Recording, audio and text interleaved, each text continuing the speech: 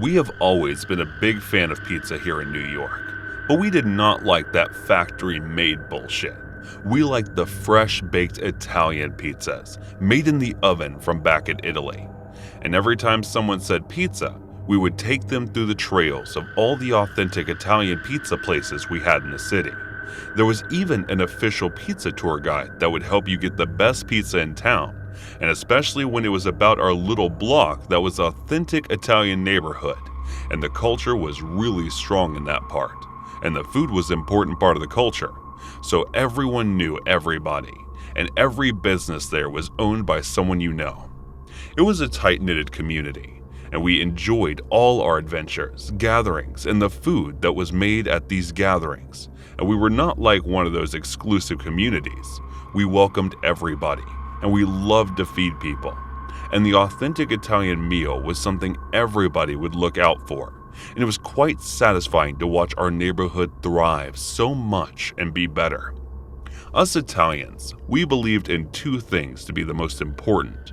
Number one, family. Family is the most important. And number two thing was food. The two most important things, the family and the food. We took great pride in both of them, and the rules were pretty simple. Never cross the family, and never cross the food. And while someone who did them both, we made sure got the worst of the Italy. Roman was one of the nephew of Modigliani. He was the builder who was responsible for building the new fancy stores in the neighborhood, and because of them, the neighborhood was getting the outside attention, and attention we didn't really like or cared about. We were an exclusive neighborhood for a reason. We made sure that the culture that we had inherited from our fathers and forefathers must live on. Roman was one of the new kids, and as the new kid, he never understood what it meant to be in that neighborhood and what the sense of community was about.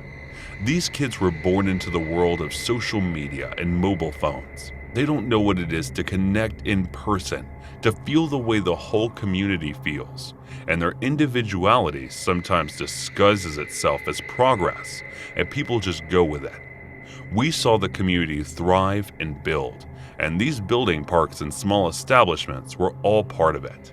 They had their stories, and now Roman was the one to sign out the documents to sell Papa Marici, one of the oldest pizza places, to some Atwood guy.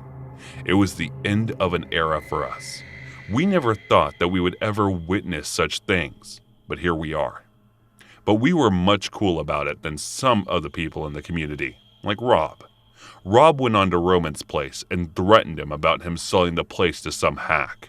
Now Rob and his group was one that were most unhappy about the changes, since Papa Marici was the place that they hung out, and when they decided to turn that place into scrap, they were pissed and wanted to really beat Roman. But even after all that, Roman was still family, so all they could do is bicker with him, and nothing more than that. Roman assured everyone that it will be all right, as the Atwood guy is going to open a new and better pizza place.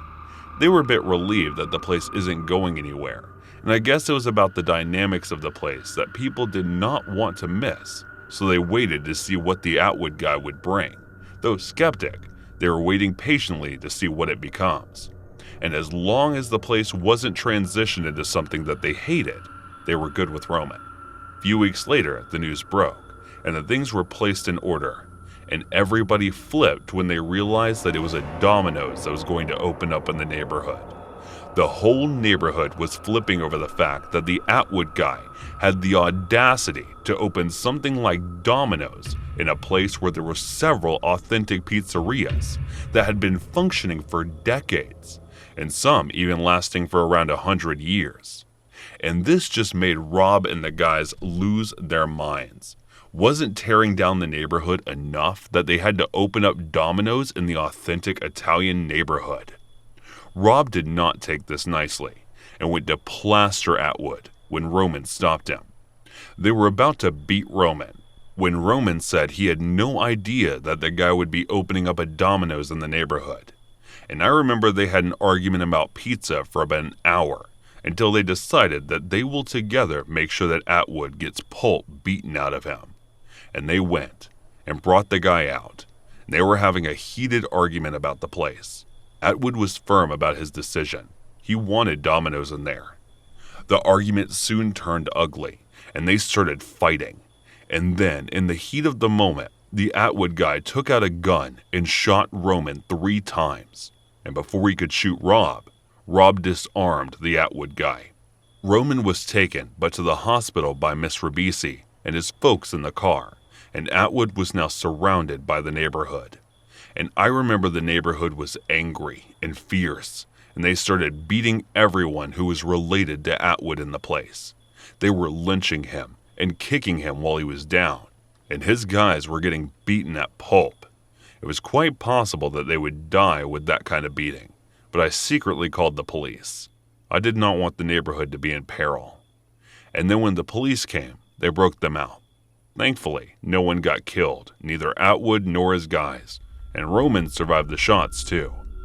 There was nothing good that was going to come out of it. But one good thing did come out. It was the Domino's. It wasn't going to open. And the place became a chill community kitchen. And now it serves hot Italian food to people who can't afford it. Hey guys, thanks so much for all the support. If you haven't subscribed to the channel yet, please feel free to do so. Before I start telling this story, I have to say that this happened over 3.5 years ago when I was between the ages of 15 and 18. All the people in the story have been changed for privacy reasons. I grew up in a pretty good sized town. High school grades always between 800 and 1,000 students. The town was about 45 minutes to an hour from the second biggest city in the state, which is known for 3 rivers and many bridges. I have 2 older brothers, which means, obviously, I'm the youngest of 3 boys. Our mother was the general manager of my grandpa's golf course. By no means were we well off in any way, but we were far from poor, and our father was in the state police lieutenant at the time of everything happening. Cop Dad was hard on us when needed, but we all 3 learned to always be respectful, no matter what, unless extreme situations call for it.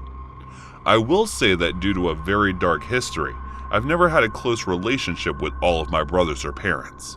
Even with all of that, I'll admit this made my dad and I slightly close even for very short periods of time, and that we only had one thing in common, that we protect the ones we love at all costs, even if it meant our lives.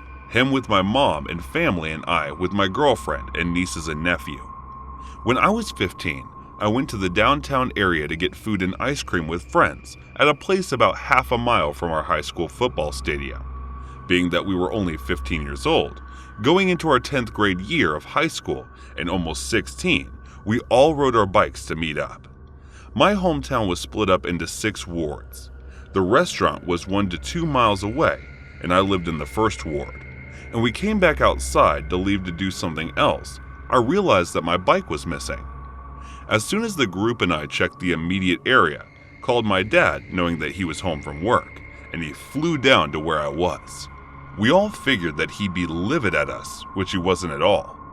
All of my friends got on their bikes to go off in different directions towards their home to look for the bike. As my dad and I were driving towards the part of town we lived in, we saw a group of 3, 2 males, 1 female, walking down the side street toward the streets. We were on 1.5 miles from the restaurant, and the group was pushing my bike as they walked, causing me to snap to attention and say loudly, "They have my bike!" My dad stopped immediately and put the car in park in the street. We jumped out, and I laughed inside due to seeing my dad go from usual to cocked at all. He had the girl and 1 guy stand at the wall with their faces touching it, and he slammed the guy with the bike to the ground. I grabbed the bike and put in the bed of the truck. Since it was only 2 of us against 3, my dad told me to get in the truck so they don't see her face, and I said screw that. And it wasn't until years later that I came to regret that the cops came and arrested all 3 of them.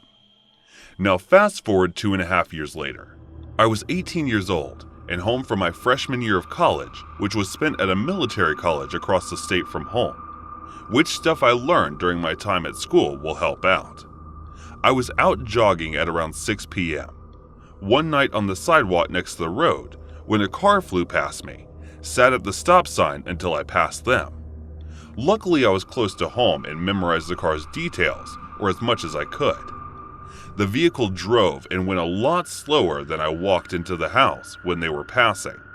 I didn't think anything was wrong with the situation, other than someone driving fast and slowing down upon realizing someone was jogging. Fast forward 1 week, and I just finished up another jog, walked into the house through the front door, which leads right into the kitchen, which has a big window that looks out to the driveway front yard, the street, and stop sign. As soon as I walk through the sink by the window to splash some cold water on my face, I hear a loud boom from outside, sounding Luke Made exploding, then 1 second of silence, then 3 loud booms, and quick succession, which thanks to being a hunter, I knew was gunfire. I dropped down, crawled to the door, grabbed the baseball bat my brother and I used before, and ran out the door. Even though I knew a bat had 0 chances of winning against a firearm, but I was hoping that I'd surprise them. When I got outside, they were driving away, and I recognized the vehicle from a week earlier that sat at the stop sign when I was out jogging. Thankfully, no one was at home at the time, since who knows where they'd been standing or what would happen. After the police came, I gave my statement, and we waited. Since the town was big for a town, it was also small enough that a lot of people knew everyone. The town's police and my brothers all joked with me, asking things like, "Did you try being a hero when no one was around?" Or would ask if I was crazy due to running outside towards gunfire without a gun. What 2 or 3 days had passed when we had received the call from the cops saying that they had caught the guy who shot the house. As it turns out, it was the same guy who stole my bike 2.5 years earlier. After finding that out, my dad and I looked at each other without saying anything. We didn't tell my mom about it being the same guy, and that he had seen me finish up and walk into the house. Luckily by chance, the guy had received 10 years for attempted murder with a weapon, attempted assault, but due to not a single person being injured in any way, no assault charges of any kind were charged towards him. So we went on with our lives, and I became an EMT during college, working on weekends and finished school. When I was 26 years old, I had stopped by my parents' house when I was in the area. I walked into the kitchen, and on the kitchen table was the town's newspaper, which the front page read something along the lines of "Local woman missing, vehicle found abandoned and burned." As I started reading the article for a second, I almost immediately ripped the kitchen table off the frame with rage. The article said the missing woman's boyfriend for some period of the time was the same guy who had stolen my bike and shot at my parents' house with me in the front window. He wasn't arrested or charged with any crime related to the missing woman at the time. I left and went back to my apartment in our way and made sure I was always carrying a pistol, except when I was working on the ambulance. Even through all of the rage that I was feeling, somewhat paranoid thoughts entered my mind. Maybe about him following me. Even if it was still unlikely. My parents left their house for a week to stay at my grandparents' house, which was empty due to him living at the golf course. Life went on from there. I still work as an EMT in the second biggest city in my state. The guy who shot at my house is currently in prison on charges of crimes not related to the murder of the lady in my hometown.